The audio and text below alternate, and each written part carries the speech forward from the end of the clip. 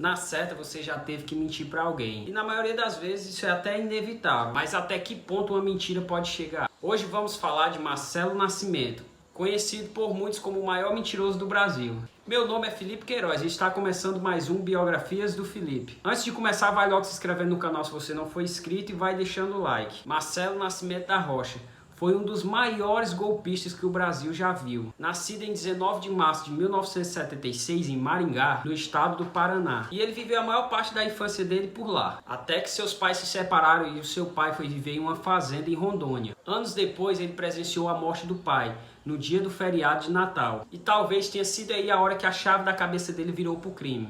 Ele fala o seguinte em uma matéria: meu pai não teve tempo de ver essas coisas erradas aí. Felizmente não viu e infelizmente ele morreu. Talvez se ele não tivesse morrido, eu não estaria aqui hoje. Bom, logo depois da morte do seu pai, daí em diante a vida dele mudou. Ele começa sua carreira no crime. Seu primeiro golpe ainda na adolescência foi o seguinte: para ele poder viajar sem pagar nada e sem a mãe dele saber, ele se passava por parente dos donos de companhias de ônibus. Ele simplesmente chegava aqui na companhia de ônibus: oi senhora, não sei o que, eu sou sobrinho, sou primo de fulano tal, eu tô precisando de uma passagem. Aí a pessoa vai e dava. Ele tinha essa lábia com 16 anos. E daí ele conseguia convencer as pessoas. Com o passar do tempo ele foi se aprimorando. De tanto ele fazer isso, ele foi criando gosto, foi ficando bem melhor. Foi aí que ele fez a maior façanha dele até então. Ele resolveu se passar por sobrinho do dono da empresa de viação Pluma. Daí ele conseguiu ir de Curitiba a Porto Alegre, assim, enganando o motorista. Ele conseguia, ele tinha essa lábia, ele tinha como manusear as pessoas. Ele chegou a ficar em uma filial no Rio Grande do Sul. Chegou lá e se hospedou, ficou um período lá. Mas foi aí que ele teve a primeira derrocada dele. As pessoas conseguiram perceber que ele não era quem ele estava falando ser. E então foi pego. Quando ele tinha 16 anos, ele começou a frequentar delegacias da Polícia Civil do Paraná. E informalmente ele começou a ajudar, a assessorar ali os policiais. Com isso ele começou a estudar os policiais, começou a pegar os trejeitos. Ele ficava analisando ali como os policiais agiam, desde jargões a inclusive termos técnicos. Ele pegou tanto o jeito dos policiais que certa vez ele simplesmente se passou por policial na cidade de Pontal, no Paraná. Lá ele estava precisando se hospedar por alguns dias. O que foi que ele fez? Ele foi na delegacia e simplesmente ele falou que era um oficial do Grupo Tigre. Para quem não sabe, o Grupo Tigre é um batalhão de operações especiais táticas da Polícia Civil do Paraná. E ele já sabia que esse grupo sempre trabalhava no anonimato, sempre era com balaclava. Quando ia ter abordagem, ninguém sabia quem era que estava, porque estava com máscaras. Assim, nem todo mundo conhecia quem eram os policiais. E ali ele ficou durante dias ali hospedado. Para vocês terem noção, ele rodava a cidade nas viaturas com os policiais. Ele estava como um policial ali. Ele chegava a fazer abordagens e até mesmo efetuar prisões. Porém, ele teve azar. Ele foi descoberto por um dos integrantes do batalhão. Esse oficial chegou lá na delegacia, viu que ele estava lá fardado com o nome do cara e ele disse: não, você não é essa pessoa não. Aí foi a hora que a ficha caiu e desmoronou tudo. O verdadeiro oficial foi pessoalmente pegar ele e levar sob custódia. E o Marcelo fala em uma das entrevistas dele que em certo período do trajeto o policial pegava uma arma, dava a ele e fazia com que ele fizesse a roleta russa. Ele dizia que não sabia se realmente tinha munição lá dentro. Ele só sabe que o policial pegava a arma, dava a ele fazia a roleta russa, instalava, mas não saía bala. Com 18 anos ele foi servir o exército. Aí você deve pensar: não, agora ele vai se ajeitar, agora o cara vai se alinhar, vai servir o exército, vai passar por coisas rigorosas. Que se ajeitar que nada. Nem o exército brasileiro escapou dele. Ele chegou a realizar golpes no batalhão. Ele vendia as motos do batalhão. O que é que ele fazia? Ele pegava as motos e estava vendendo pro pessoal de fora. Cara sem noção total. Ele dentro do exército, pegando as motos lá do exército e vendendo pro pessoal de fora. Teve um período que ele chegou a rodar o estado do Paraná todinho, dizendo que era apresentador de TV e às vezes DJ. Assim ele conseguindo entrevistas e tudo, conseguindo tudo. Ele chegava nas emissoras locais, conseguia entrevista, falava: eu sou DJ tal, não sei o que, eu sou apresentador de tal programa, não sei o que, e o pessoal acreditava. Colocava ali numa rádio, num programa menor, qualquer coisa, e falava como se ele fosse um famoso. Teve um período que ele morava na capital paranense, e lá ele morava perto de um aeroclube. Com isso ele passou a ir lá frequentemente. Ele participava de diversos voos de instrução. E com o tempo ele foi adquirindo conhecimento de aviação, pilotagem, tudo enquanto, a respeito de avião. Logo em seguida ele conseguiu fazer o curso de piloto privado e piloto comercial. E assim ele conseguiu o seu brevete. Para quem não sabe, o brevete é como se fosse a carteira de habilitação. A nossa carteira de habilitação de carro, moto, é o brevete para poder pilotar.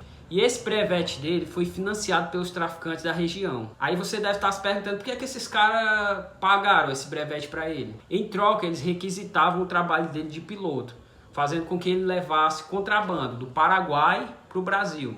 Por anos e anos ele fez transporte de armas, drogas, produtos falsificados, cigarro, bebidas, tudo que era de contrabando ele fazia.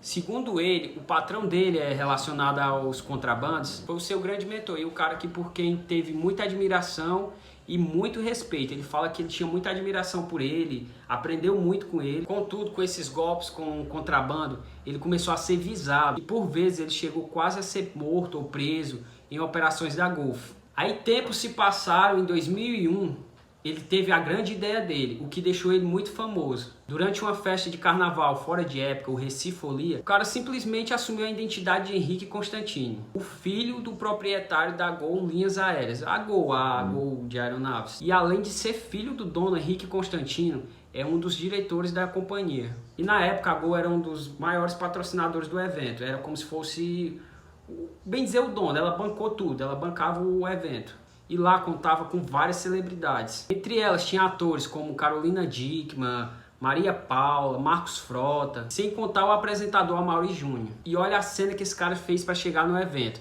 Ele contratou um helicóptero e 2 seguranças. E do nada lá no evento, no hotel do evento, ele chegou de helicóptero, desceu lá.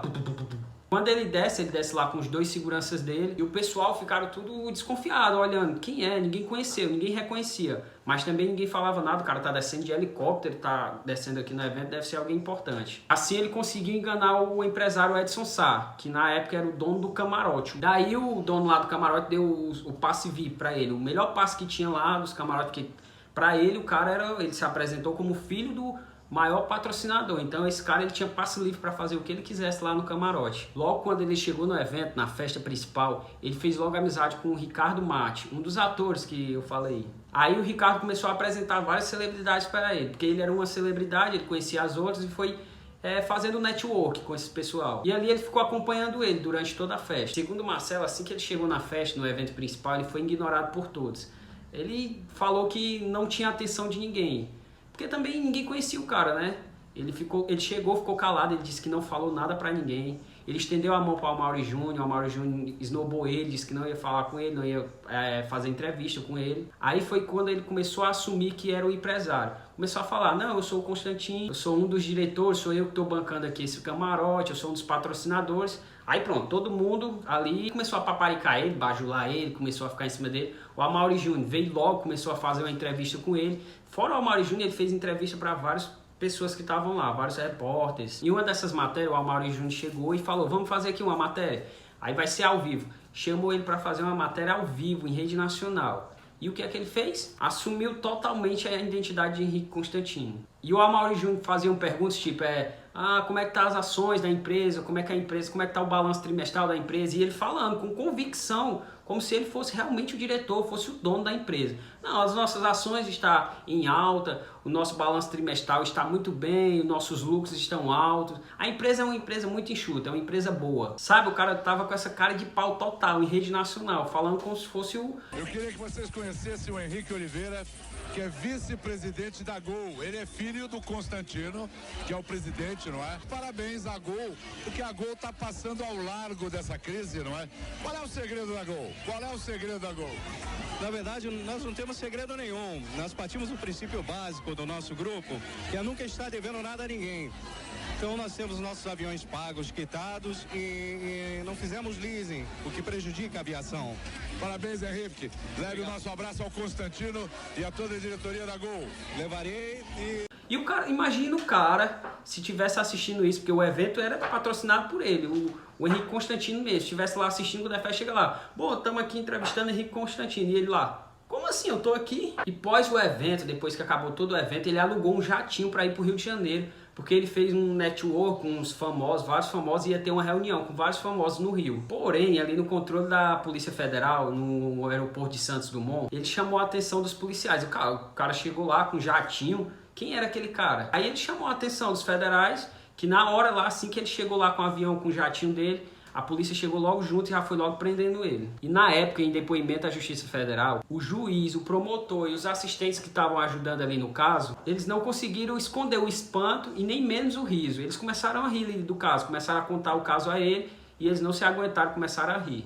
Então ele foi condenado, ficou preso e em 2014, ao sair da cadeia de Mato Grosso, olha aí, ele foi preso no Rio de Janeiro, já estava na cadeia de Mato Grosso.